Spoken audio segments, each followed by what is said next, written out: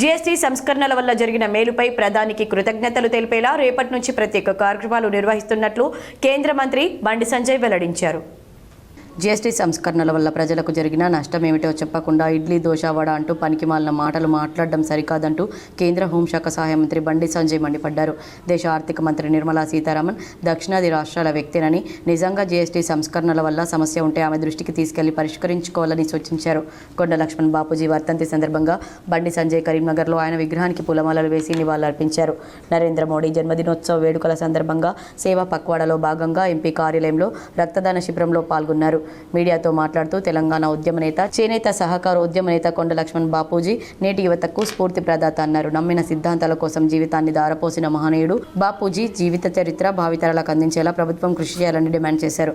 ప్రధాని నరేంద్ర మోడీ పుట్టినరోజును పురస్కరించుకుని ఈ నెల 17 నుండి అక్టోబర్ 2 వరకు సేవా పక్షోత్సవాలు నిర్వహిస్తున్నామని, అందులో భాగంగా రేపటి నుండి 29 వరకు ప్రతిరోజు జీఎస్టీ సంస్కరణల వల్ల జరిగిన ప్రయోజనాలపై ప్రజల్లో విస్తృత అవగాహన కార్యక్రమాలు నిర్వహిస్తామని తెలిపారు.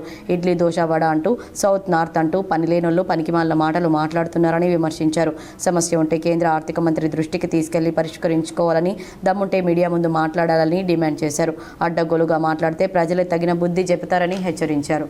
జన్మదినమైన 17 సెప్టెంబర్ నుంచి గాంధీ మహాత్ముని యొక్క జన్మదినమైన జయంతి అక్టోబర్ 2 వరకు సేవా పక్వాడ పేరుతోని దేశవ్యాప్తంగా భారతీయ జనతా పార్టీ ఆధ్వర్యంలో అనేక సేవా కార్యక్రమాలు చేస్తున్నాం. స్వచ్ఛతా అభియాన్ చేస్తున్నాం. దాంతోపాటు రక్తదాన శిబిరాలు, ఎక్కడ రక్తదాన శిబిరాలు పెట్టినా కూడా 75 మందితోని రక్తదానం చేయించడం, హెల్త్ క్యాంప్స్, ఇలా దివ్యాంగులకు సంబంధించి క్యాంప్స్ పెట్టడం కానీ